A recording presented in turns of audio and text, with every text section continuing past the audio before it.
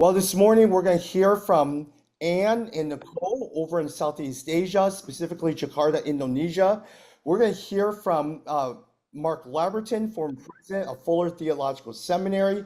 You're going to hear a conversation with Joyce Dalrymple, my co-leader over at the U.S. Virtual Cohort, alongside with Mark McLean of SailPoint Technologies. And our theme today, let me just read this, is founded in Esther 4:14, and here's what it says.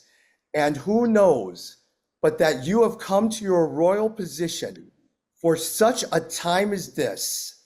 And this is the theme that I really hope that all of us will have in the next 2 mornings. It is simply our work, our world, how our vocation impacts others for the gospel. Each one of us sitting here today have been uniquely designed by God way before we were born in terms of what God said, these are your skills, these are your talents, this is your job, all of those things. And we are in the midst of trying to figure out how God has designed us and how he wants to use us in his greater plan for the gospel impact. And some of you guys are sitting there and says, I really know what God wants me to do. I'm called to be an engineer. I'm called to be an entrepreneur. I'm called to be a teacher, doctor, all of those things. Some of you are saying, I think I know what I'm doing for now, but maybe it's something in the future. Maybe you want to be going to tech or government or something like that. All of us have a unique calling. And so you're going to hear from people like a Mark Laberton who will teach us and guide us on the issue of power, because all of us have power. What does true power look like? But you're also going to hear an example from Mark McLean as he talks a lot about his journey and how he got to where he was. Tomorrow, you're going to hear from Robin John. You're going to hear from Kerry Lee in South Africa, Mwai Matui over in Kenya, and then David Kinnaman is going to come and wrap us up with some of his latest research on work and also AI, generosity, all of those things. So with that said, let me pray and then we'll begin, all right? Father, thank you for this time. Thank you for the people around this world. I so wish that we could have been in person, but for some reason or another, we couldn't do it. But here we are, whether it's in Jakarta, Indonesia, Medan, or other parts, whether we're in Pakistan, Hong Kong, Singapore, Kuala Lumpur, Penang, Cape Town, Pretoria, Johannesburg, Cluj, Sao Paulo, Austin, LA, San Fran, Chicago, Columbus, wherever we are in the world. Thank you for the stories. Thank you for the bond that allows us as brothers and sisters to be together. And so, Lord, thank you for this time. I pray for, as we hear from Mark, as we hear from Mark Laberton, Mark McLean, and Joyce, and Anne, and Nicole, that you are glorified by what you see and by what you hear. In Christ we pray. Amen. One thing before we start, one of my biggest influences for those who know about Resource Global, we are a community where we believe that young marketplace leaders are the catalyst for gospel growth in their city. Our job is to come alongside with you to help you process what that journey looks like in your own context, to not only learn from each other in your city, but your goal is to learn, how does someone from Jakarta learn from someone in Nairobi? How does Nairobi learn from Austin? How does Austin learn from Cluj, who, by the way, calls themselves the Austin of Europe? How does someone from Cluj learn from Singapore or Nairobi? We are in the global community. And I will say that one person who really laid that foundation, taught me this, was a guy by the name of Ray Bakke. When Ray was alive, he will always teach me, he says, Tommy, always remember that when God created the cities, he had a plan for the city. He knew what was going to happen in the city. He knew the context and the culture. Your job as the American is never to come in and say, this is what I do in Chicago, so learn from me. He says, be a student of the city. Walk the city, learn from the people in the city, ask questions, be inquisitive, and always be praying, Lord, what are you doing in the city? How can I be part of your plan? How can I be a student? How can I serve you in the city? And so that is the DNA of Resource Global, that wherever we are in the world, whoever we are, men and women, we all have a seat at the table. We're dialoguing, we're talking, we're hearing each other. And even with my role as president of Resource Global, I see myself more so as a facilitator to make sure all of our voices are heard and respected and honored. And so, with that said, I turn it over to our very, very talented Anne over in Indonesia. She's our country director over in Resource Global Indonesia. And she is going to have a quick conversation with Nicole, one of our cohort members there. And so, Anne, I am going to look for Nicole in this group. Here we go. I see her real fast. I'm going to pin her. Nicole, Anne, good Hi, evening to you. Bobby. Thank you for jumping on. Hi, everyone. Good night. Good evening. And hello from Indonesia. It says it's 8:40 p.m. from Indonesia. We are from Jakarta. And so glad that we are able to see everyone through this Zoom call. I know it's probably not the best ideal way, but still, like we want to share what is happening in Indonesia, how God has been working through the life of our people in Indonesia as well. And together with me, I have Nicole here. So Nicole is one of our alumni. So she is from the cohort 2024 last year. And she is one of the most talented alumni as well. And she just finished one of her fashion show. And we will talk more with her tonight. She is involved more in the fashion industry. So Nicole, I would like to ask you a few questions, and I would like to also share about your heart for fashion and how God has brought you into this industry. And I just like all this time, I know like people are very convicted to be in certain industry, but I know you've told me before that you know from the very beginning that God calls you into the fashion industry. So can you share a little bit about what brought you to fashion industry? Thank you, Anne. So I've been interested in fashion ever since I was a child. I love mixing and matching outfits, and I would often sketches dresses just for fun. I think that joy naturally led me to pursue design as my major. And along the way, I will say that God opened the doors for me to walk into this industry step by step. Got it, got it. And like sometimes it's never been easy in any industry to see and to really see your calling in this industry.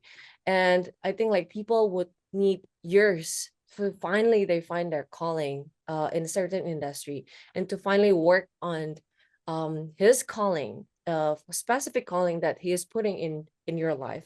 So um at the moment, I know your story, and then I will ask you later to share about it. But how do you see your calling, especially in transforming the fashion industry?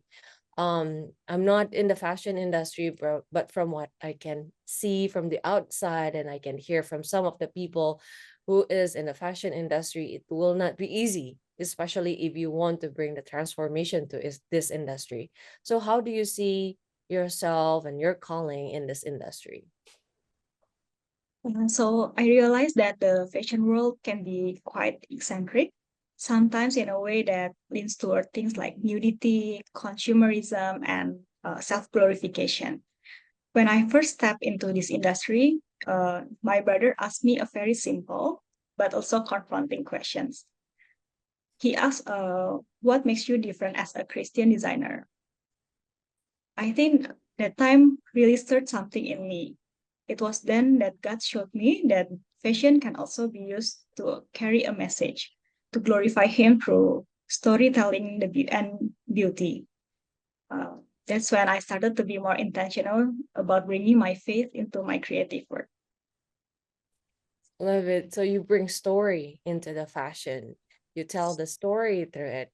And just for your information, that Nicole's brother is Julia Ten's husband. So Julia is also one of our alumni and also RG Indonesia staff.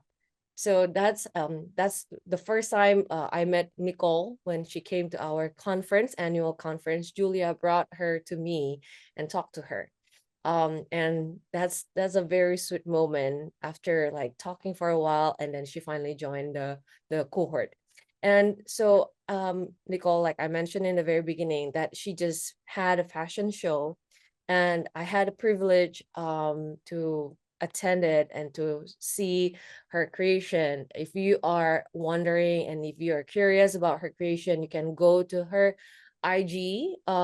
It's Nicole Bunawan. I can share it in the chat link after this. But and what's wonderful about her creation and the latest fashion show is she was telling a story, like what she said before. But the story is very interesting. And we were talking back and forth before she had the fashion show. There was few story about like, oh, why is it very hard to tell this story into the design? But I want Nicole for you to share what is the story that you are sharing, that you're telling through your fashion show. Even if you want to share screen about your fashion and telling them about your design, that is very much allowed. So the fashion show, it was like around 2 weeks ago, 3 weeks ago. And I know it was not an easy one for her to prepare everything. And she flew to China as well for the photo shoot. It's a very wonderful creation. And she designed it herself. Some of my students is helping her as an intern as well. So we know the work behind the scene as well. So yeah, Nicole, if you're ready, whenever you're ready, please share with us. So maybe I will share like the background of the story first. So my latest collection was titled Beneath Within, which is actually a continuation of my previous one called Journey of Faith. Before each collection, I usually wrestle with a theme or word that I feel God is speaking to me that year. And this time, the word was renewed within. It came from scriptures I read, devotionals I encountered, and sermons I heard, all pointing to the same reminder that even though I'm a Christian, I still need to be renewed to be renewed every single day. So the collection is structured into 4 phases, and the first one is the old self. As you can see, this is the first one. So in this step, I use the dark tones and structured silhouettes to reflect the sinful, prideful nature of who we were before Christ. This is the first one, and the second one is this. So I played with bold color and structure just to show very arrogant person. And the next step is the process. The process is in this stage, we use texture and pleats and drapery to represent how God begins to mold and shape us. Something like this. Beautiful. So if you can see, there are a drapery here just to represent like how God mold us as a sinful person. And also in this stage, I still use like a bold color just to show it is still a sinful person, but there is a process that God trying to make each day like this. And so okay, so in this this is still the second stage. It has a dark color and also a softer color to represent the soft color is the new us, the process, and the bold color is our sinful behavior. Next, the step 3, it is called already but not yet. It is inspired by kintsugi, the Japanese art of mending broken pottery with gold. If you can see, like the top part, I'm using a used fabric that and cutting with just a small pattern to look like a kintsugi. It shows how God can redeem a brokenness using even our flaws for his purpose. But we are still in process, still in this world. And the last one is the consummation. This final stage represents the day when all things are made new. The designs become more humble, more refined. And this is the final look. It is a classic wedding gown symbolizing the bride of Christ, pure and perfected. Creating this collection wasn't easy for me because I wanted every dress to reflect a specific part of the journey. And I think that made the design process much more challenging, but also far more meaningful. And in the end, I believe that's the point. The struggle itself gives each piece a deeper weight. It's not just clothes for the sake of beauty, but pieces that carry a message. And I hope that message speaks to those who see it. And also, I hope through this collection, I can encourage fellow Christians to keep creating in their own fields, knowing that God can use every kind of the work to reflect His truth and grace. Wow, this is a very wonderful story, Nicole. And I think something that you mentioned before, that it's hard, but it's worth the struggle, because when you want to work for God, when you want to do something that is reflecting His love, His character, and His story, that won't be just a simple work. That will be double or triple the effort of just a regular people that is doing certain thing. So this is very wonderful, Nicole, and thank you for sharing. Thank you for sharing to all of us, and I hope this will be an encouragement for all of you guys. You can check the link of her collection. I put it in the Zoom chat. Thank you and good night, everyone. I give it back to you, Tommy. Thank you very much, Ann. Nicole, I appreciate that. Thank you, thank you. And for please do check out her Instagram as well too. Also, as I bring in Mark Laberton, you're going to actually see right on the bottom hand screen, you're actually seeing my friend Keith Young. And Keith is over in Knoxville, Tennessee. I actually first met Keith through a Rick Warren event, a Saddleback event, and he helped us with a conference I led called Together LA. And so during this time, with all of our speakers, he will be putting a picture of everything and putting it in diagram. And so he's going to draw as Mark speaks and all of our speakers speaks for the next 2 days. And then afterwards, we're going to take a picture and send it to you. So you actually have a picture diagram what each one spoke on today. So thank you very much. Mark Laberton, I'm looking forward to hearing from you as well too.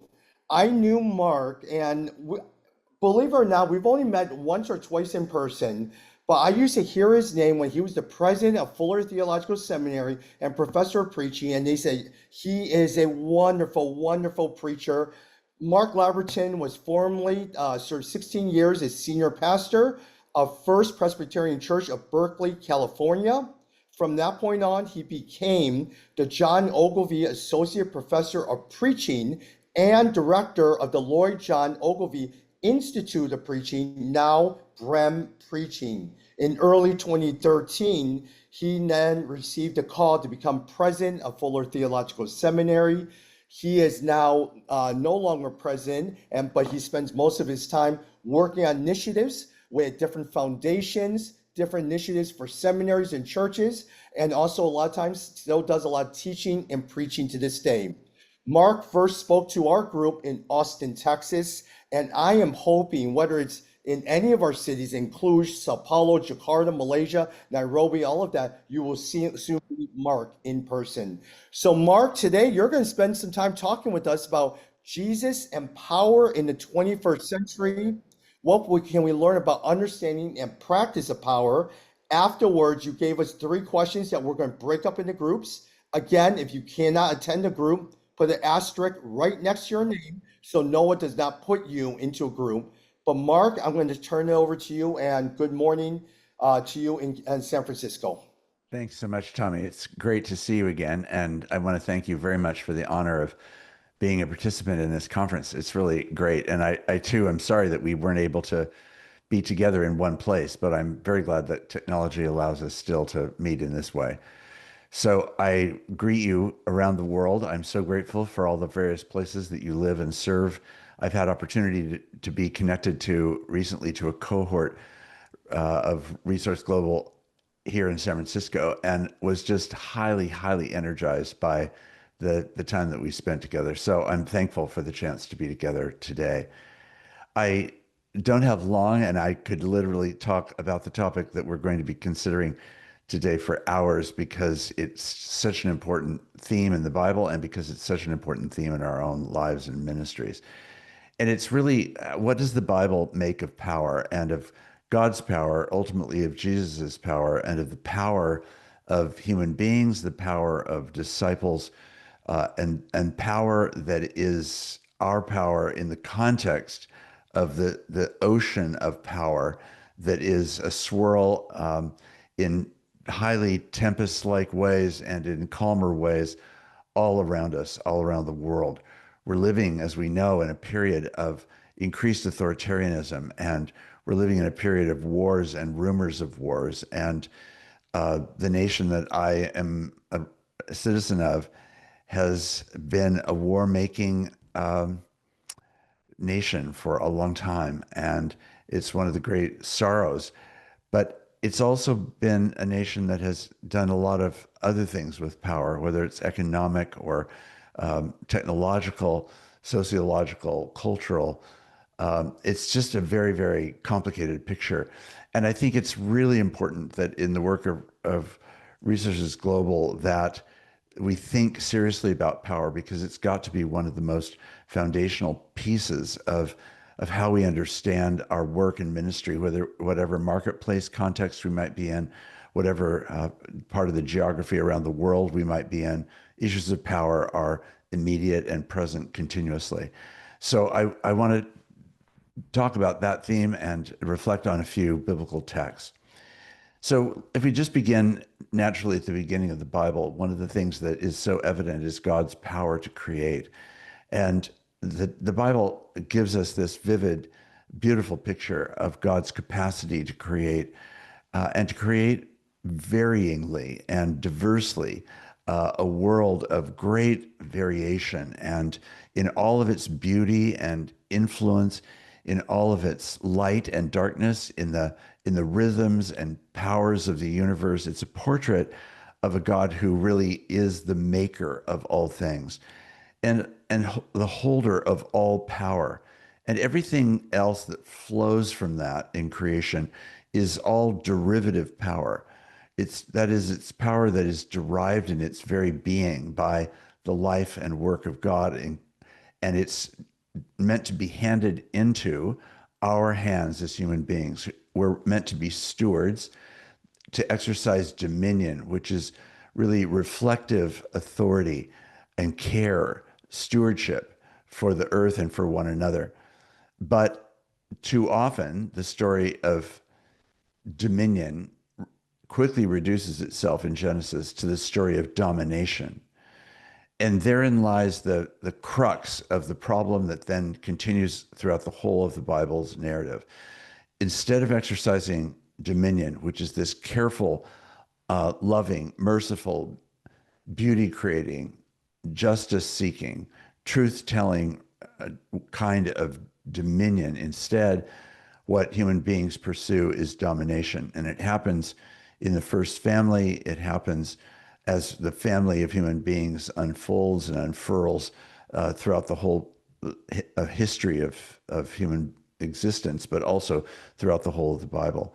So in many, many ways, you could say that one of the chief narrative lines of the whole Bible is what God is doing to address the challenges and issues of power. It's interesting that his response is not to revoke power. It's to try to recreate power, to refashion it, to reorder it.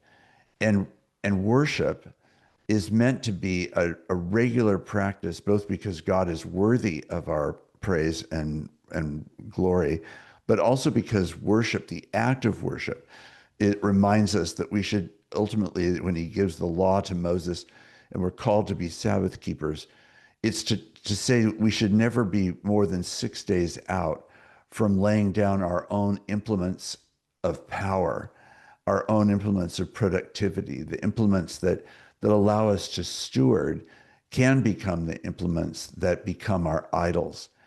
And Sabbath keeping is meant to be one of those early boundaries that the scripture lays out for us to remind us that we should always lay down our power and return to the remembrance, the vivid remembrance and practice that God alone is the one who rules in with all power, and that our power is derived from his, and that we need to rightly order power so that we don't worship ourselves. When I was at Berkeley and we would be working on some of these themes, one of the liturgies that we wrote that was part of trying to help us remember this was that I would begin the liturgy and I would say to the congregation, "I'm not God." And they would happily thunder back, "You're not God." And then I would say, "And you're not God." And they would say, "We're not God." And this antiphonal response would go on for some time as we named all the things that were not God, that money and youth and power and race and gender, these were not the things that are meant to be the guidelines.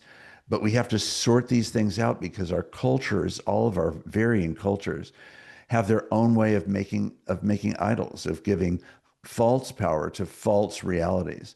And that's, again, one of the great themes of the scriptures, as you know. And so the way that God calls a people, Israel, and asks them and promises them that he will make them a people that are meant to be after God's own life and being, and to order their lives in a way that remembers who God is and doesn't make ourselves God, that doesn't assert godly power as happens in the garden, but instead calls us back to our true selves, which is to live as dependent human creatures, loving God first and foremost, loving our neighbors as ourselves. So it's really, really an incredibly important theme. And the crisis of Israel's life is the crisis of power, because they are so drawn to the power of their neighbors. They're drawn to idols. They're drawn to their own particular power. We see this throughout. And again, if we had hours, we could trace this even more specifically. But it's just such an important theme. By the time we get to the place when we're in the Judges, where judge after judge is appointed, judge being just the biblical name of someone who holds a significant role of influence over Israel's life, that Israel's life spirals down under the judges, largely because the power abuses by the judges themselves, by the people that are in authority, infects the people of God. And Israel's life spirals down. They ultimately keep crying out for a king, thinking what they need will be the remembrance of God through having a king, as they point out again and again, like other nations. And God says, "You don't need a king. I'm your king." But ultimately, God relents and gives them a king. And as that next chapter of Israel's life unfolds, what we find again is that Israel's life rises and falls based on the kings. And so much of the story, whether it's of Saul or of David and so forth throughout the Old Testament, what we find is, again, the high points, but also the deep low points of an unfaithfulness toward remembering God's power, God's purposes, God's vision. So it's a really dramatic story. And by the time God starts sending prophets that we now call major and minor prophets, longer and shorter books that were written by these voices that had such influence, and yet called Israel again and again to rightly ordered power. When we worship together, we are meant to remember who was truly God. And yet, as Isaiah 58, for example, points out, here Israel that's so proud of its worship, so proud of having the one true and living God. And yet God, through the prophet, confronts Israel and says, "You worship me as if you were people who practiced righteousness." It's a phrase that drips with sarcasm. You claim that you were a righteous people, but you're not righteous. You're just claiming to be righteous. Instead, your worship is really about you. It's not about me. Again, this radical disorder.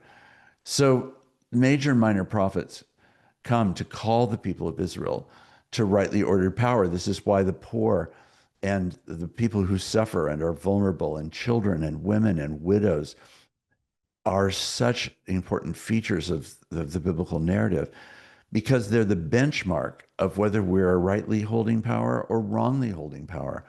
And the presence and absence of well distributed, well honed and handled power can be to God's glory.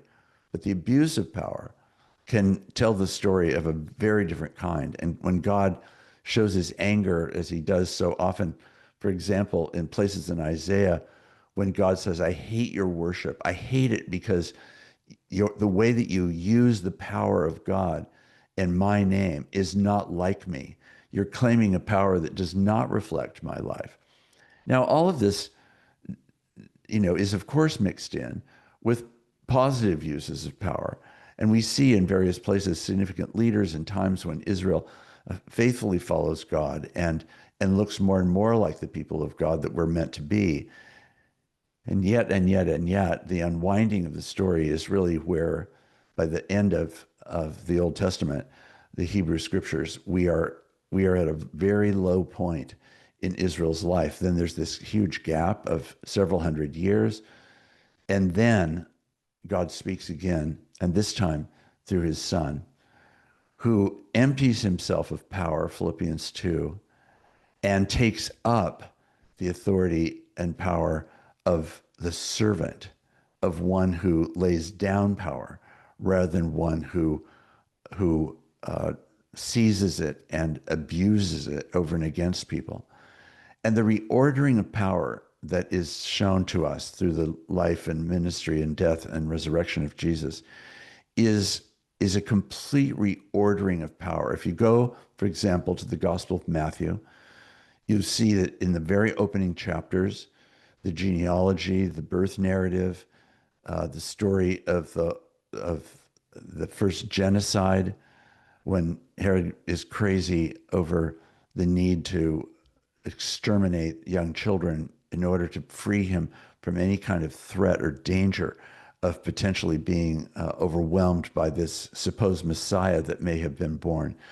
All of that unfolds, and then ultimately Jesus is, of course, born. The Holy Family returns. Their life begins in a somewhat more normal way than their refugee status, but having lived as a refugee, an understanding of power that's inverted even in that very moment, that the Son of God, as we come to know Jesus, is the one who was a refugee as a child, someone who was fleeing for their very life. And they come back, they try to get reestablished but eventually Jesus really obviously experiences the emergence of his own call as he grows as a child, attends to the Father's teaching, and ultimately comes to announce, after John the Baptist, his own time in the wilderness, etc., the calling of the disciples, that he announces the kingdom of heaven is at hand. This is the beginning of his public ministry. But that opening 4 chapters in Matthew, it's a great introduction to a gospel of surprise, as I think of it, a gospel that is full of unexpected evidences of God's power. When the devil tempts Jesus in the wilderness in those 3 very dramatic ways, it's really a series of temptations that are all about negotiating power, and Satan being seen as the figure who's trying to do everything possible to alter and amend Jesus' understanding of power for Satan's own benefit. And yet, again and again, what Jesus demonstrates is the capacity to be clear about power that rightly orders reality and power that would distort reality. Our work, and the reason why Resources Global is so important, is that all of you, all of us, have power. That is, we may not have prominence. That may or may not be part of the power that we have. It might be, but even if without prominence, we have influence. And it's that influence over people, over decisions, over activities, inside a company, inside our town, our city, our nation, excuse me, in places where that is unfolding, where our power is unfolding, we see this chaos. We see the rivalry. We see the competitiveness. We see the cutthroat competitiveness. We see the violence. We see the abuse, verbal, emotional, social, sexual, all of these forms of power abuse that exist in our world that are going on even at this very moment. And it's staggering to really realize how significant all of this is. And God has sent Israel, the people of God, Israel, and also now the church into the world to be evidence of this rightly ordered power that brings life and not death, that witnesses to a God who holds all goodness and love and mercy, a power that is about love, about healing, about nurture, about caregiving, about seeing with God's great eyes of compassion what we may not see on the surface of people's lives, to see who one another really is, etc. All of this is just enormously significant material. And when we come to that point in the Gospel of Matthew again, we come through the calling of the disciples, the announcement of the kingdom, and then Jesus' first body of teaching. The Sermon on the Mount, if we think about it this way, is really about reordering power again. Every single section from the Beatitudes through to the end parable about building your house on rock instead of sand. The parable, the Sermon on the Mount is really a story of how to see power rightly ordered in all dimensions of our life, internal, external, with friends, neighbors, and even enemies. It's all about reordering a power that looks like the power of God, that looks like righteousness, and it looks like humility. It looks like justice, and it looks like kindness and the kind of concern for power that builds up and doesn't destroy, that is nonviolent, power that is surprising. And so Jesus lays all this out in the Sermon on the Mount and then says, now, it's not a credit if you hear this and just say, well done, nice sermon, Pastor. It's really about whether we do the truth. So the evidence of whether we believe in the power of God is whether we're prepared to enact the power of God in the world. And that will call into question any and every other kind of power, every and any other kind of power. And what happens is that, just to tease this out a bit more, is that in Matthew 8 begins with the story of the person with the person who's a leper, who cries out to Jesus, "You could heal me if you will. That is, if you will exercise your power on my behalf, you could heal me." And what happens is, of course, Jesus coming down from the mountain, having said we should love our neighbors, now is encountered with a neighbor that he knows could stain him, a neighbor that could make him ritually impure, a neighbor that was meant to cry out, unclean, unclean, unclean. And now the man, with tremendous courage, cries out, "You could heal me if you choose." Will Jesus use his power to heal? And as you know, he does. So then it raises the question, in our world, we may or may not encounter people with leprosy, but we certainly encounter people who may be part of some other group, some other tribe, some other social reality, economic reality, racial reality, religious reality. And in the context of that, they become, quote, impure, we think. And then we do not choose to use our power to love them. We use often our power to separate from them, to distance ourselves from them, rather than engage and love and potentially even be involved in some act of healing toward them. It's a remarkable, remarkable challenge. And it's about how Jesus begins to show in his public ministry this reordering of things. And then the next section amplifies this even more, because now Jesus encounters a centurion who, as you know, is a representative of Roman domineering power, the oppression that defines Israel's life day in and day out in Jerusalem and throughout that region. was Roman dominating power. And now a centurion who shows up in a context where Jesus is speaking and teaching, and he cries out for Jesus to heal his servant. Jesus says he's going to come and do that. And then the man says, no, no, you don't need to come and do that. Just say the word. I know how power works. You say the word and it will be done. Jesus is so astounded by this that he stops all the action and he turns to the people that are with him, his disciples and others, and says, did all of you hear that? I've not heard faith like this in all of Israel. He just said something I haven't heard confessed in all of Israel, that if I just say the word, the reality will be done. And in this amazing way, Jesus draws even further attention. He says, there are people that are in Israel who will be found in the outer darkness. And there are other people that now currently think themselves in the outer darkness who will find themselves inside the kingdom of God because of the faith and example of this man. What is that? Here now it's an enemy, an icon of the enemy, a centurion. And Jesus subverts that moment away from enemyhood and holds up the enemy and the enemy's faith in particular as exemplary for life in the kingdom of God. This is how radically awkward and unexpected and surprising, shocking Jesus's ministry is. Now, many of these things I'm sure we've heard or thought about, but in the closing minutes I have, I just want us to think really quite tangibly about what this means in our own world. We live and exist inside institutions, structures, organizations, cultures that have sorted power in various ways. And it's been given to people for sometimes just the most arbitrary reasons of birth and of birth order and of opportunity.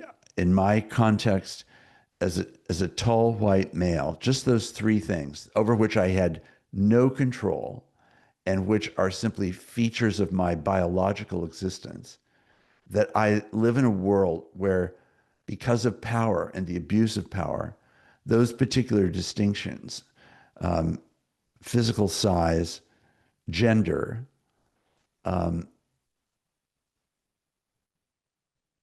and race, I'm in a position where I am deferred to in ways that I should not inherently be deferred to simply by those things.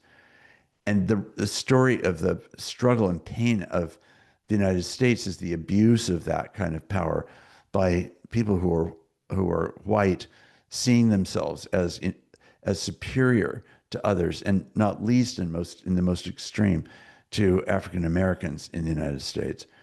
This is part of the incredible lie, what sometimes has been referred to as the original sin of America. But every country and every nation has its version of these kinds of concerns. It may or may not have been a national narrative that involves slavery, but it's certainly every nation has its tribal distinctions, its class distinctions, its gender distinctions. And the church can mirror those things as much as anyone else.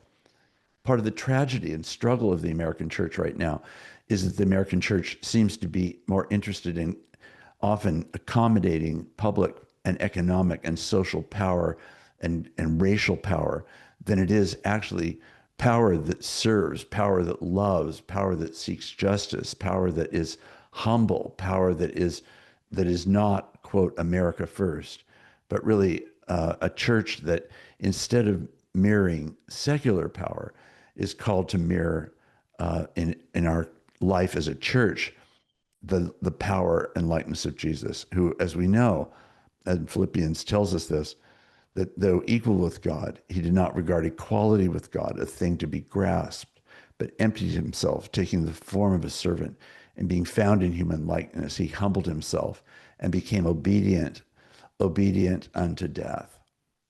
Therefore, God highly exalted him and gave him the name that is above every name, that at the name of Jesus, every knee will bow and every tongue will confess that Jesus Christ is Lord, to the glory of God. Now, friends, this is now what we have to then work out in our workplace settings, in our friendships, within our family? How do I take the life and power of Jesus, the humility, the capacity to listen and not always speak, the ability to be dependent as Jesus himself so clearly exemplified, being dependent on the love of the Father, being dependent on the Father's guidance, being prepared to be a cross-cultural, cross-power kind of person, that is a person who's willing to live in a different order. When Jesus says that we're meant to be innocent as doves and wise as serpents, I think it gets at one way of understanding some of these issues of power. How do we actually be wise about the good use of power? And how do we do it for the sake of building up and not tearing down, and doing things that are going to be honoring and affirming? And how do we do things that are not naive? It's right. It's legitimate to not be naive about power. We should be some of the most sophisticated people in the world about power, because we understand its insidiousness as well as its great goodness.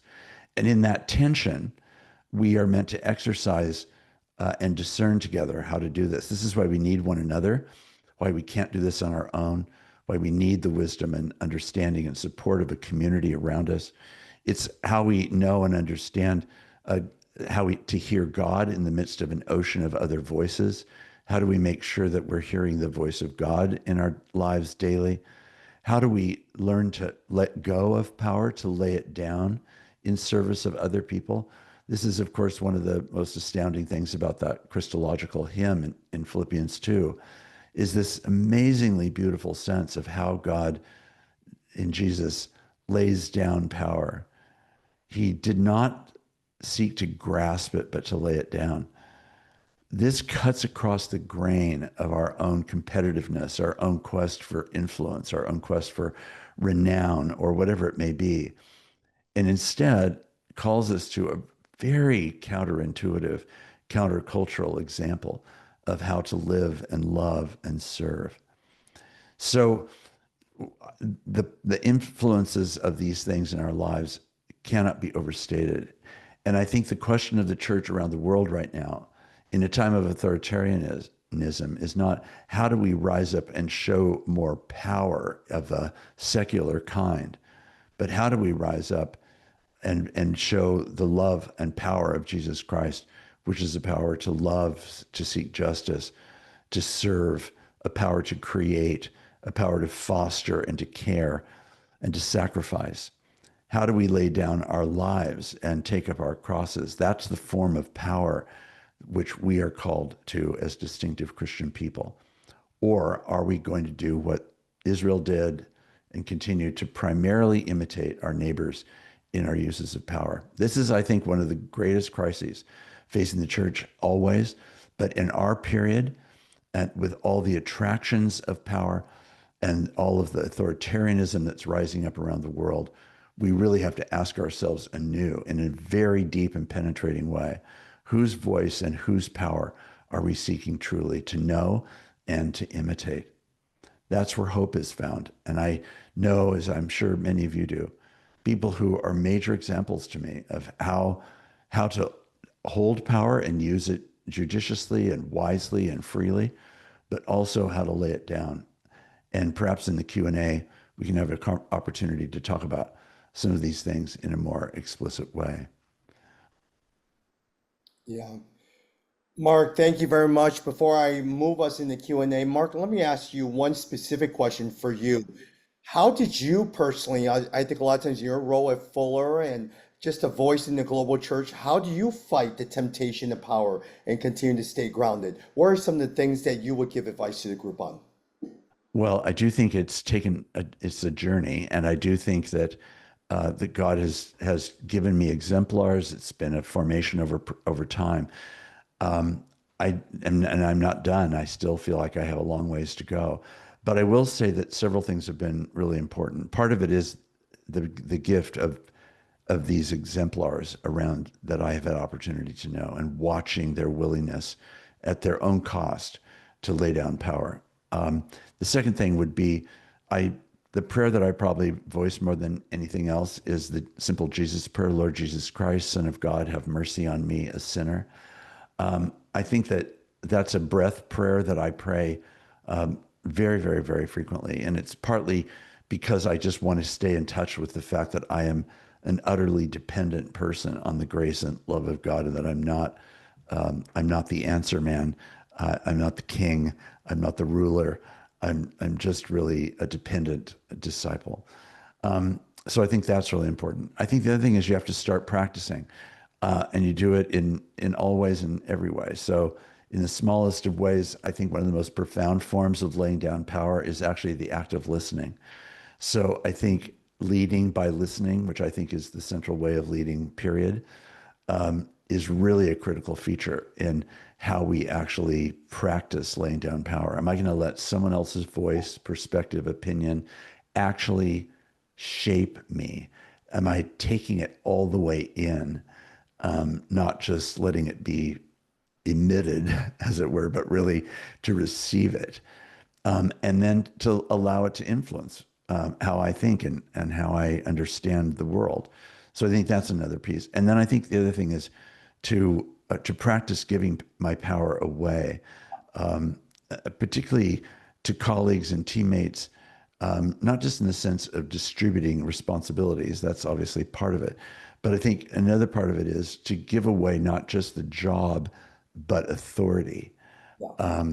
I think that's maybe the next step. Yeah. And Mark and everyone, I hope that even with us at Resource Global, as I said to you, my role is my official title is the president of Resource Global, but I see myself as a facilitator in which I make sure that all the voices are heard. And I hope that you always know, and that is my dear heart, that it is never built on one personality or two personality, but it is built on the voices of the men and women in Africa, in the US, in Asia, in Europe, all in South America, all of that. It is those voices that will continue to really be able to proclaim the gospel and everything that Yeah. we do. Amen. Thank you so much, Mark. Hi, Well, Joyce. Joyce, before we actually introduce Mark and have you guys interview him, Joyce, can you share with the group the newest project that you're working on, your newest book that's coming out? Yeah, I have two books coming out, which is one in July on parables of grace. And I'm looking at 8 different parables and tracing the theme of grace throughout those. Actually, there's a lot of issues of power that Jesus is addressing. And I think those who have a wrongly ordered sense of power that he speaks to, as well as those he he extends grace to. I mean, he extends grace to us all. So that's the one coming out in July. And real quick, there's another one coming out in October called Redeeming Eden, where it really is addressing how God has placed women throughout scripture and key junctures of redemptive history, and how God has designed men and women together to partner in a way to advance the kingdom. Very good. Very Thanks good, for Joyce. asking. Thank you. For those who don't know Joyce Amripo, she is my co-leader. She and I lead our U.S. virtual cohort. We have cohorts in Austin, run by Monica and Lisa, and then Charity leads the one over in Los Angeles. But we just don't have enough staff and team members, so Joyce and I come alongside and do the ones in. We have groups in San Francisco as part of our virtual cohort, Columbus, Hartford, Atlanta, Orlando, Dallas, Chicago. And so it's been great getting to know her. She is a marketplace leader, pastor, writer, speaker. And today she's going to have a conversation with our newest speaker to the Resource Global family, Mark McLean over in Austin. Mark, we've never had the honor of meeting in person yet, besides Sunday service for about 5 minutes. I'm hoping that we're going to do that soon. You have spent your career in sales and marketing roles at IBM and HP. From that point on, you co-founded Waveset, eventually selling this to Sun Microsystem. From that point on, you and the team formed SailPoint, in some sense, Identity Government Services. You are an author, speaker, someone I'm I have never heard speak. I am so looking forward to this conversation. And so thank you so much, Mark. I hope the group gets to meet you in person one day, but looking forward to this conversation with you and Joyce. Thank you, Tommy. Looking forward to it myself. Same. I get the privilege of interviewing Mark, and I also just met Mark in Austin at the South by Southwest Sunday service. It was such a, yeah, it was so wonderful to meet you. And my first impression of you, Mark, is just how humble and down to earth that you are. And my husband, Tim, is the one who sort of connected us. And I really had no idea all of your accomplishments when I met you. And I just dropped in the chat a brief bio so you all can read that. And part of what impresses me about Mark is that he is someone who exercises great power in the marketplace. You know, his company has nearly 3,000 employees in over 60 countries. And what he is concerned about is how to really form a, um, a culture in his workplace for his employees that is really honoring to God and helps shape them and point them to Jesus, and then the impact of his company upon, you know, adding value and bringing that out into the world. And so he is someone who really, you know, we just heard from Mark Laberton about the rightly ordered power for the sake of others. He's someone who demonstrates that through his vocation. So I'm excited to just dive in now, Mark, and ask you some questions. And I'm going to start with, and we have about 30 minutes here, right, Tommy? Just to have a sense. Yes. Okay, great. I'm going to start with a question that wasn't one that I prepped, but I would love to have people know just a little bit about your background, your childhood, where you were born, and maybe your faith background as well. Yeah, and just like Mark's opening point, it's like, oh, well, these things could take hours, so we're gonna have to be very crisp. Yes, we'll keep it short. I saw the LA cohort for so for the LA crowd. I grew up in a little suburb of LA, partly in a place called Linwood, which is a little bit of a rougher part of LA these days, and then a place called Downey. Grew up in a faith-oriented family. My folks were strong believers. Oldest of four boys in 6 years. And our first 10 years was in a 900 square foot house. So I'll let everybody do all the math. It was kind of fun and crazy, and loud and a little chaotic at times. Parents are not business people. Mom was a teacher before she passed away, sadly, pretty early in her 50s. And then my dad was a biblical languages major who ended up being a social worker. So I kind of got into the world of business without a lot of context from that. And as Tommy pointed out, real quick, you know, business bio there was, you know, about 10 years in what I call big tech, 7 years at IBM, 3 years at HP. Began to question whether I wanted to stay in big tech. Came to Austin in the 90s, long before it was super cool to come to Austin for the Austin people. And came here for a startup that got big fast called Tivoli. They did well. They IPO'd. They got bought by IBM after that. And then as then you heard, we started these two identity management companies. We will not try to go into what that does today. Just think of us as helping very large global enterprises around the world keep track of basically who has access to what information. And with AI, that's now what has access to what information, not just who as in humans. On the family side, real quick, Joyce, because that's obviously as big or a bigger part of my life. I've been blissfully married for almost 40 years. I have a lovely wife, and we have three now adult children in their 30s and eight grandchildren, ranging from 12 down to one. So I am very blessed to have a very full life. And yeah, that's enough of a snapshot. We can probably go from there. Awesome. Thank you for that big picture, kind of high level background. And you did a lot of things before you started SailPoint. And I wonder, like, how did you discern it was time to kind of found your own company? How did you discern that call? Yeah, it's a great question because so often I think, and I've met so many folks like this, they were quote unquote entrepreneurs from birth. You know, in America, the context for that is you start the lemonade stand on the corner, right? You're the little kid selling lemonade to the other local neighborhood people. And I was the kid who wanted to go play baseball with my friends and let mom bring us the lemonade. Right? Like I didn't really want to be the entrepreneur kid. I wanted to have fun. And as I got into the work world, I never really thought of starting a business. I hadn't, been around that kind of thing. So my story is pretty atypical of tech entrepreneurs where, a lot of these folks start their companies in high school or university or maybe right after university. I didn't even think of myself as ever starting a business, went into the big tech world of IBM and HP thinking I would just try to maybe move somewhat up those executive ranks and retire someday. Very different world in the 80s when I started in the industry. And over time, I think two or three things happened. One is I saw, and there are some great large organizations in the world, but as many folks who have maybe ever worked in a large organization, so there's a lot of stuff, politics and bureaucracy and things that aren't always fun to be around. Just, I suppose, it's like some folks who feel called to government deal with some of those challenges in government. And then also, I think I began to see as my career grew and some of the friends I was around, I thought, wow, this would be fun to maybe try something on our own. And I'm cautious to overplay the calling card.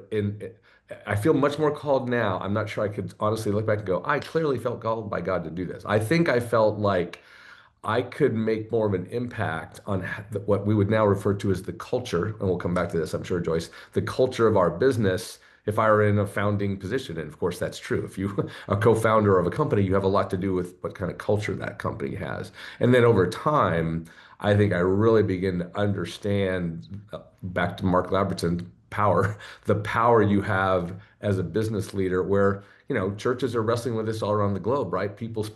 Most people, if they go to church at all, that's a few hours of their week, and they spend 40, 50, 60 hours of their week at work. So we have a lot of ability to influence people at work. And so our power to do that as a Christian business leader is pretty significant. And I think how we exercise that power, kind of like the bridge from Mark's talk here, how we exercise that power can be quite not good. And we see that all the time. And it can be quite flourish oriented, right? I think how do you help people flourish, even if you're not specifically evangelizing them? And I think we have to sometimes tease apart, like, it's not the only way to show up as a Christian in business to be evangelistic with your employees or your partners or your customers. When given those opportunities, I absolutely think we should. But quite often, and we'll probably get to this too, Joyce, as a public company in the US context at least, you're somewhat you're somewhat conscious of how that can come across and again, exercising that power. So sorry, that's a lot of opening thoughts there, but we can probably go a lot of places there on culture and how things show up in the marketplace. And I'd love to follow both of those threads Mm. of both kind of shaping culture in your business, Hmm. how intentionally you did that, Hmm. without kind of like this heavy-handed, like I'm going Right. to evangelize and, Right. kind of way, because, that's not necessarily appropriate as It's actually the public illegal in some company. cases in our country. Right. Right, but culture is so much more than just of that. So how did you Yeah. begin to think through that? Yeah. And then how did you begin to implement that? Yeah. Again, trying not to give myself more credit than is due. Like that first company that was co-founded around 2000, two of us were strong believers out of the four founders. And so our four values, these I words, innovation, integrity, impact, and individuals are our four I values. And we've had them for 25 years across two companies. Well, the two believers, and I was kind of the author of these things, we had an absolute sense of a biblical worldview underpinning these things. So I've always said, if you're a believer or Christian and you see our values, you will recognize some things that feel like they're coming from that faith-oriented worldview, but there's no explicit scripture references, there's no God language, because that wasn't going to happen in the context of a mixed founding team. And I can look back on it now and I've seen people take a stance of, kind of that equally yoked thing. If I should only go into business with Christians, I absolutely understand that. I also know that many of us are in a position where the talent we need around us in our industry isn't necessarily all believers. And so we had always kind of mixed situation of people that were always values aligned, but not necessarily faith aligned. Not antagonistic. I think it would have been difficult to work with someone who was highly antagonistic to my faith, but it's more been either agnostic or just uninterested by some of my colleagues. But with that backdrop, Joyce, that just became something that was very fundamental to the foundation of the first company. It got sold after 4 or 5 years, started this next one, the one I'm still running 20 years later, unexpectedly, by the way, running 20 years later. And and as that this company has progressed, I actually began to really understand the power of these cultural values and how it impacts how people actually work every day, all day. Matter of fact, the counterbalance here, I do this is one of the ways this shows up in real life. I do a 1 to 1.5 hour Zoom call every 2 weeks with all the people we've hired in the last 2 weeks. And we have 3,000 people now. And there are people very, very shocked that the CEO of this big company is getting on with them. It's usually about 20 people, like 20 to 30 people, and just talking about our values and where they come from and how they show up. And one of the things I always say is if our values ever feel like a plaque on the wall, and I think that metaphor would make sense to people, but in a lot of companies, your values are on a plaque on the wall, and people at work go, yeah, that has nothing to do with how things really work around here, right? Nice words, not real. And I always say that's our definition of failure. If our values feel like they're just a plaque on the wall, they're not really informing how we all work together, how we treat each other, how we engage with customers, how we think about competitive landscape. That's a really interesting one as believers in the marketplace. How do you show up as a competitor? Those are interesting things to wrestle with, and our values very clearly inform how we all show up in the workplace. Mhm. How have you seen that impact like I feel like when you have a good culture, people aren't leave like the turnover is Yeah, lower. right, Like absolutely. people learn how like to treat each other, even just like their relationships with one another and how they work on teams. Mhm. I mean all sorts of things. So how have you seen sort of that trickle down affect your employees kind of maybe personally Well, I too? think Joyce, you're a little younger than me, but I can tell you that over my 40 odd years in the workplace, I feel like we've had this pretty significant shift, at least in the US, although I have global companies for a long time and somewhat the work things are common around the world, at least in a lot of the highly developed countries, to be fair. And what I'd say about that is I feel like culture and values sort of got poo-pooed 40 years ago. Like, yeah, that's nice, but what really matters is strategy and execution and all these businessy things. And I always say those things absolutely matter, but you have broken culture, broken people things, that will absolutely negatively impact those other business things like That's right. strategy and execution. That's And right. and to your point, I think the world has kind of shifted in the last 10 to 15 years for sure, maybe a little further back, where even investors and people who build businesses are starting to understand if you have a terrible culture, it absolutely shows up in real business problems like you can't attract and retain quality people. You can't get clear strategy that gets executed up and down the organization because people are infighting in politics. So I think the days of people going, yeah, that's nice, but it doesn't really matter for business. The other extreme, Joyce, I would say, and I know there's folks that are somewhat familiar with the tech landscape, but in our country and now around the world, everybody knows Google and Facebook and now Meta, Apple, right? These ginormous brands, and some of them were quote known for culture. And I think what got kind of exposed during the pandemic and a little after that was, yeah, culture isn't like free beer and free food. That's Mhm. not culture. Like that's nice amenities if you're in the workplace that their company feeds you and gives you free things to drink. But if I like to say a little, sorry, I will be less theologically correct than our last speaker. Like if your job sucks, free beer is not going to keep you at your job, right? Like if you hate coming to work, your boss treats you badly, you don't feel like you're appreciated in the workplace, the free beer and the free food isn't going to keep you there.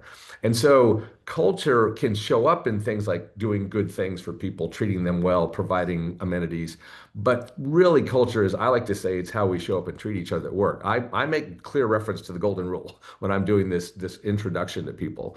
Sometimes I'll make reference to Jesus having said it first. Sometimes I'll just say, you all are familiar with this concept of treating others the way you'd like to be treated. Turns out if we do that at work, it's a lot better workplace, right? So I kind of insert a lot of God's values, Christian values, sometimes named, sometimes unnamed. And then the believers all are like, oh, this is so exciting. And I'm like, yeah, but I didn't actually say God, did I? You just know that's where that's coming from. So I think we have to be judicious at how and when we are explicit in some settings, and in other times, just let those values underpin what we're doing.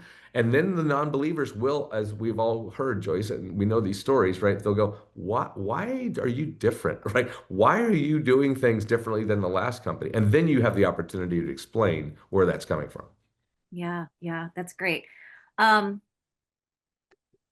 Yeah, I wonder if you could share also about kind of seasons. I mean, you took your company through, it went public, then it went private, and Mm-hmm. then very uniquely, you brought it public again. And I'm sure there were different challenges that you faced.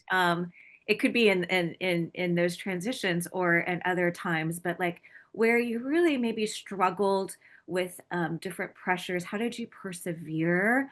Yeah. What was God teaching you? Maybe about trust or your identity through that? Yeah, it's funny, Joyce. I always say, and again, apologize, some of these are US references, but hopefully fairly widely familiar. The US stock market is famously a great place to invest if you stand back and look at 150 years of history, right? But as we sometimes joke in business, the curve is up and to the right, right? But if you zoom in on the stock market at various points, it's very jagged. It was up, it was down. Like we've seen a lot of that in the last few years. I like to say SailPoint, kind of outside looking in, oh, big company, almost $1 billion in revenues, thousands of employees, step back from it and it's kind of up and to the right. When you zoom in on any given set of days, weeks, quarters, it was not up and to the right perfectly. So there have been many significant challenges. We had a very strong dip early in our history when the '08 crisis hit in the United States. We've had lots of challenges, as many companies did, working through the pandemic. We've had times where there was significant competitive shifts in our market. We had to decide how to respond. I've been blessed in that for the most part, my role as leader has rarely been questioned with all of these changes of investor profiles. I had venture capitalists, then we had a private equity firm come in, take over. We went public with that firm, which wasn't expected. When we started that journey with that firm, just as unexpectedly, they got out quickly and we just ran a big public company for a few years and then they came back and took the company private. And that time it was more likely clear to all of us we would likely go public again, which we just did a few months ago. So, but as you noted, Joyce, super unusual journey in the world of ownership of your business. And yet the back to the values, the common thread has been, well, I'm going to do the right thing, treat the people right in our business, particularly work with my investors, whoever they are at the moment, and recognize that that may change, but I can't change our values or how I operate just because of the different ownership structure. We've had to change how we operate the business at scale, right? That's very true. But I think that's where I have a book that I wrote about kind of some of these values, and there's a chapter in there that often people see as a little controversial. I call it values over vision, right? Like, turns out this whole idea of pivoting, which is a very common term in business today. Oh, we started here, but we pivoted there. Like, that's why your vision can't be the only thing you care about because it might change. You might have Mm, started thinking you're going to do this, you're going to do that. What hopefully doesn't change is your values, right? Like, mhm. you're going to come to work, show up every day as a leader with a team, and how you show up at work shouldn't be changing based on your business strategy or your ownership structure to the point you just made. So I think those are things that are not so intuitive to a lot of younger leaders in business in the marketplace. So I try to overemphasize those points sometimes. That's so great. In your book, I don't know if this is the book that you're referring to. It's the only book I have. Okay. Success at Work. I love the title, so I'm going to read it. Success at Work, Building Organizations That Don't Suck the Life Out of People. I like that Right, exactly. subtitle Yeah, too. and if you see the cover, of course, these days everybody gets books electronically. There's like this kind of pause between like building organizations that don't suck, comma, Yeah, the life out of people. It's sort of a double entendre. You don't want the business that's to great. suck. You also Yeah. don't want it to suck the life out of people and kill your people.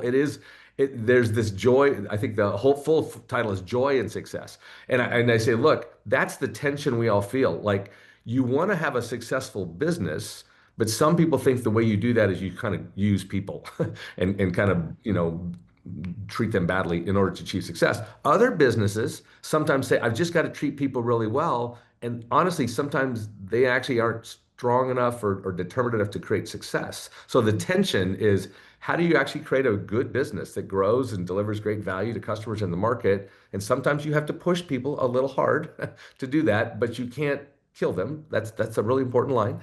On the other hand, you have to create this environment where people like, even though it's hard sometimes because we got tough competitive pressures or whatever, I love coming to work here. The people are great, they treat me great, all that stuff. So I always say there's these tensions we have. That's an Andy Stanley quote. There are problems which can be solved and tensions which can only be managed. This is a tension we have to manage as business leaders. How do you drive the organization toward success, which most of us are trying to do, grow and serve more customers and build the business, and do so in a way that you're not abusing people, right? That you're not, treating people like objects.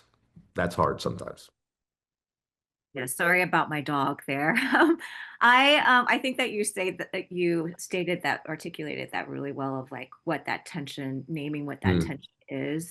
Um, and I think sometimes maybe like I don't know if you experience this, but like you feel like those two tensions may be out of balance. You have to bring that back, Hmm. Hmm. like you've been driving really hard and it's like, Yeah. oh, we got to bring that back and let people know how valued they are. And so it's not like you just like Hmm. you know how to hold that always at the same, right amount. Yeah, But matter of fact, there's a great arc. COVID was such a pandemic was such a powerful impact here for all of us, right? All of a sudden, we all kind of, I think companies that cared about their people tipped over toward, we've got to care about our people a lot. This is really hard, right?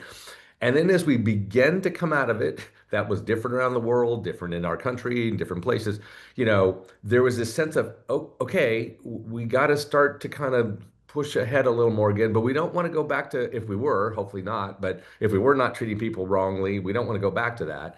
And even in the Mhm. business world, there was a Harvard Business Review article, which was great, Joyce, a few years ago, called Balancing Compassion and Performance. I'm like, look at that. The guys at Harvard are getting this, right? Like, this is Mhm. a hard problem. How do you have compassion in the workplace, treat people well, and kind of drive for performance? And you said something that actually hit in the book as well, which is this idea that we sort of in our minds have this. Sometimes people think of their life as a pie chart, like a circle with segments, and like, okay, I have to find the perfect work-life balance. I'm going to spend 42.3 hours at work and 17.8 hours with my family and 4.9 hours at church. It's just this crazy like sense that there's a perfect wheel, a perfect pie, and we'll get it right.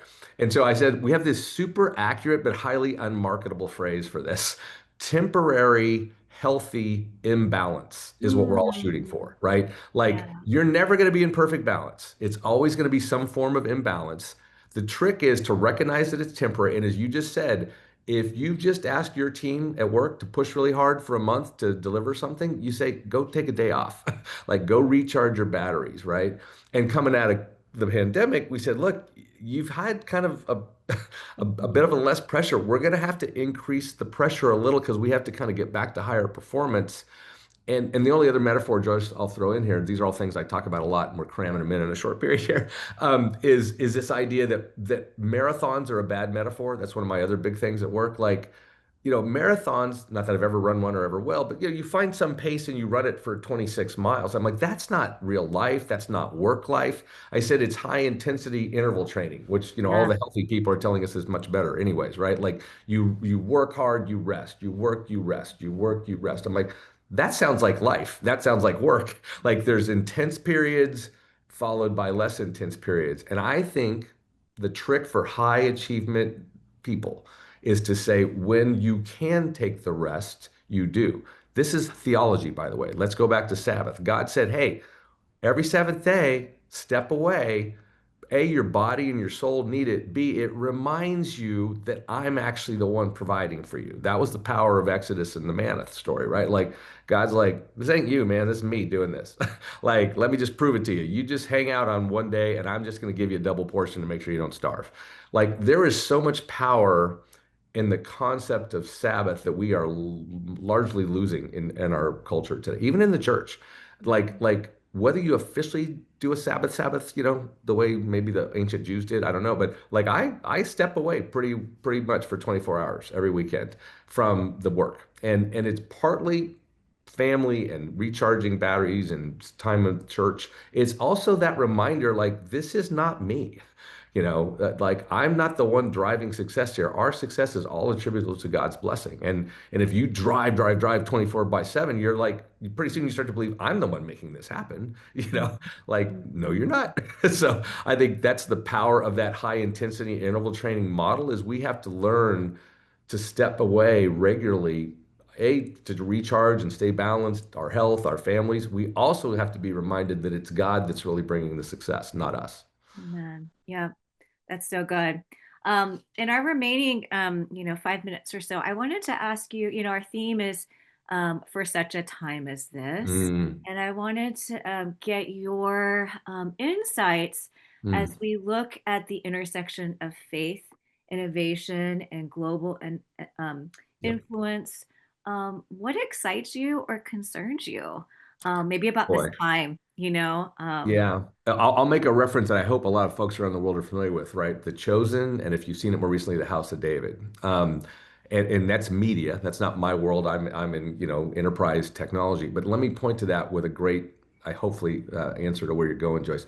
I think we've seen all around the business and political, government, media, journalism, film, music a lot of times when Christians either got scared that the world was going down the wrong path and they ran away and exited the space, or they created their own little bubble of the space. And I think we're seeing with House of David and The Chosen is this powerful thing that says when Christians, with their commitment to high quality excellence, doing really good work, the greatest artists through the Renaissance were the Christian artists. They were painting paintings that gave glory to God and Jesus and Mary and whatever all they were painting through that period. Like Christians have often been known for excellence. And when we got kind of freaked out about the world in the media, I'm just going to go back to that example again for a moment. A lot of the Christians just ran away from making films and making music, or they didn't quit making music. They made their own little Christian bubble music, and nobody else in the world was listening to it. And I think what we've seen there is like when believers show up and say, look, I'm going to make high quality work. Let's just call it that for a second. And that work could be technology in my space. It could be journalism. It could be manufacturing. The lovely, talk about somebody whose work is completely in a different realm than mine. The lovely designer woman, a little earlier, like I couldn't design a dress in a million years if you gave me $1 million. Like, that's never going to happen. So, like at the end of the day, we're called by God, gifted by God to do this creative work. I just want the believers to say, let's get out there and do that in the world around us. We don't have to escape from the world. Some of us might be called to do full-time Christian business ministry things, but most of us, like the early apostles, are just working people. We're fishermen, we're lawyers, we're, tax collectors. We're just working people, but we got to show up in that setting as Christ followers with the values that he told us about and say, look, I'm not escaping from you. I'm just going to be light on the hill. Wasn't that what he said in Matthew? Right? Like, let's be salt and light. Let's show up and not escape, but let's be those people in the midst of them. Like, you can't run away from them. Man, another last great sermon reference I heard from somebody. I wish I could attribute it. There's another Eyes series here. Joyce, you probably heard this one. That Christians today, we often make two mistakes regarding the world. We either isolate, we get away from it because it's so scary and dark and we don't want to be a part of it, or we imitate it and we look Mhm. just like it. And so the non-believers are looking at us going, what's so different about you guys? You look just like us. And that the appropriate middle eye is infiltration, right? I'm going to be in the world, but not of it, as we say in the church, right? Like I'm going to be in it. I'm not running away from it. I'm not isolating, but I'm not imitating. I don't look just like it. So now we're back to power. As a CEO, I don't want to look like most of the CEOs in business because they exercise their power badly. And I don't want to look like that. So I don't want to imitate that. But I didn't want to go create a business that was only for Christians either, right? I didn't want to isolate. I sort of said, I want to be in that work world, infiltrating Christ's values into the marketplace. That's wonderful note to end on. And I love some of what you well, sharing your story, but like how you've actually done that through Mm, infiltrating the business world, mm, and how you've intentionally met with all of your new employees, in such a big company. I also know you have a podcast, and so Yes. you're one of the ways in which you're communicating with your. And is the podcast just for your company employees? No, I mean, it's about kind of security, but I also hit leadership things. I do the same on LinkedIn. I know there's a lot of LinkedIn folks around the world. Like we put all kinds of stuff out about SailPoint and what we do and our market value. I also put stuff out there all the time that's like general leadership principles. This is a fun one. A couple years ago, somebody wants to go back on my LinkedIn thing. I did a 9-part series on this guy Paul's view that there were certain values that were timeless, like love, joy, faith, peace. I never named Corinthians. I never said Jesus. I just talked about these 9 values and how they showed up at work. And all these Christians are like, "Oh, that's so great. You do the fruits of the spirit." I'm like, "You know that, but that's not what I said. I just said, Yeah. here's these great values and how they show up at work." So I think those are the kind of things we can do where you just like, let me just kind of give you these values. You may not know where they're coming from. And people go, "Yeah, that's really great." Well, And turns you're out that's true. contextualizing those like timeless biblical values Right. in the workplace where people are actually at. And so I think that's like where it's like really relevant and people Yeah. are able to apply that because it's all contextualized. Yeah. And so I love that too. So I just want to say thank you for Yeah, sharing just your so fun. Oh, journey yeah, and like your, Tommy said, would have been really fun to do this in person, yeah. but we'll take virtual as a secondary, right, Tommy? Um, Mark, we're gonna have to have you come back, whether it's in Austin, whether it's some part of the US for you and Joyce to continue this conversation, or even one of our cities in Nairobi or Southeast Asia or Europe. I don't get through Nairobi regularly, but we'll figure it out, okay? Somehow, some way. But yeah, no, I'd love to stay engaged, guys. I appreciate the opportunity, and I love that people are trying to figure out how their face shows up in the marketplace, and that's what you're doing, Tommy. So I love what you're doing. So Thank you very much.